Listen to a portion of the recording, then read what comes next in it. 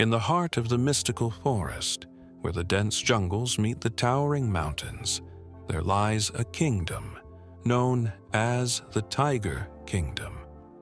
The kingdom has a vibrant culture and majestic white tigers that roam its forests. These tigers are considered sacred and symbolize unity and strength to its kingdom. The people and the white tigers live together in peace and harmony. The princess, known as Princess Ilara, is the beloved daughter of the wise and just King Arian.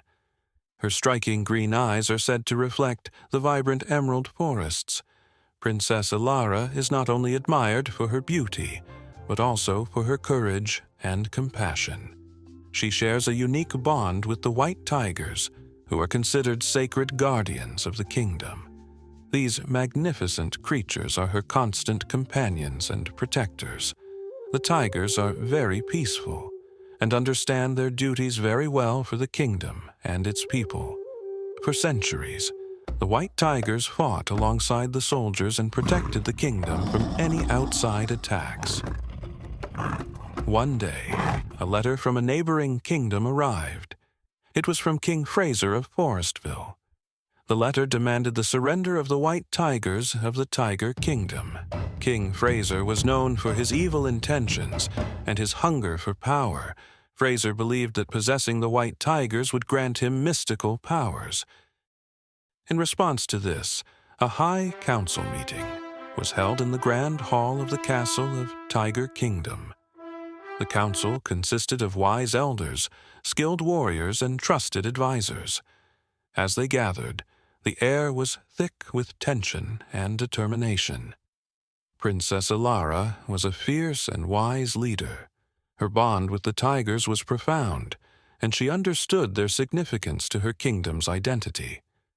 Princess Ilara stood before them, her voice steady and resolute.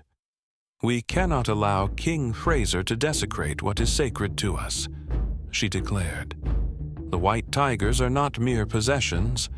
They are the heart of the kingdom. We must protect them and our kingdom from his tyranny." The council debated various strategies, weighing the risks and potential outcomes. Some suggested fortifying the kingdom's defenses, while others proposed seeking alliances with neighboring realms.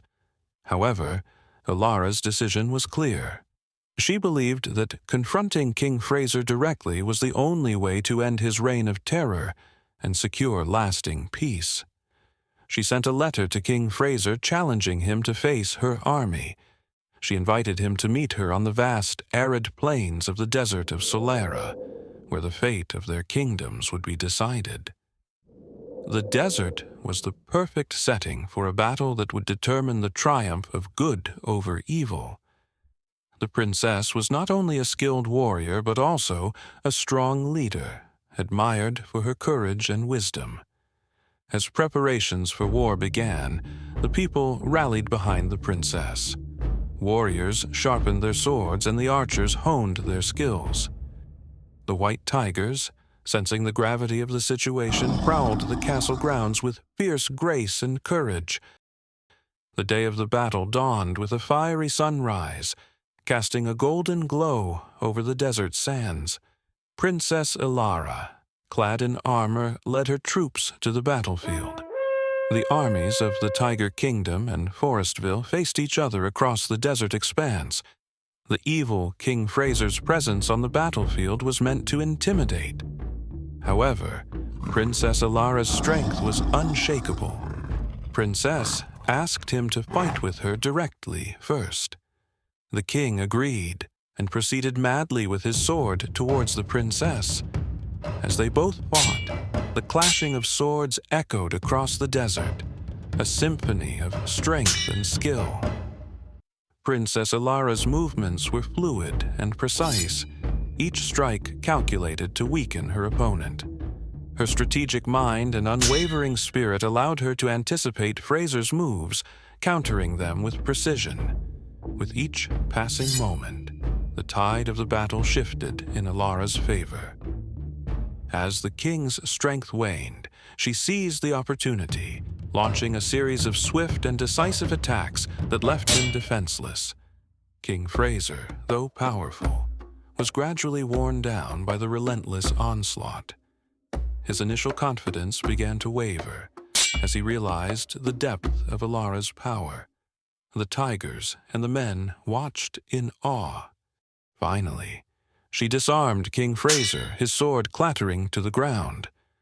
The desert fell silent, the tension palpable as Alara placed her sword at his neck. In that moment, the once mighty king was reduced to a humbled figure, his defeat undeniable. King Fraser sat in the sand, his pride now replaced with humility and fear. Princess Alara showed mercy and offered him a chance to surrender and live. She demanded that he should return to his kingdom and end his tyrannical ways. The king knew that any further resistance was useless and accepted her terms. As King Fraser retreated, the desert erupted in cheers. The men and tigers celebrated their victory. Princess Alara, standing tall amidst her people, knew that this triumph was not just a personal victory, but a testament to the strength and unity of her kingdom. Princess Alara was hailed as a hero. On their way back home, the princess and the tigers took a different path, the path of the mystical forest. As they were walking in the dense forest, they heard the sound of a waterfall. They got excited and walked towards it.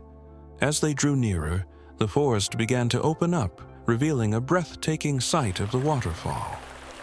It was as if the waterfall was a gateway to another realm. It was then that Surya, the boldest of the tigers, noticed a hidden path behind the waterfall. His curiosity piqued, and he ventured towards it. When he returned, his eyes were alight with excitement, and he beckoned the princess to follow. Intrigued, the princess and the other tigers made their way to the secret path, stepping carefully over the slippery rocks. As they emerged on the other side, they found themselves in a hidden cave, illuminated by the glow of countless blue flowers. The princess was mesmerized by the sight, her eyes drawn to the largest of the flowers, which seemed to pulse with a gentle light. It was as if the flower was alive, and as she approached it, she could almost hear it calling to her. It introduced itself as Luminara, the guardian of the mystical forest.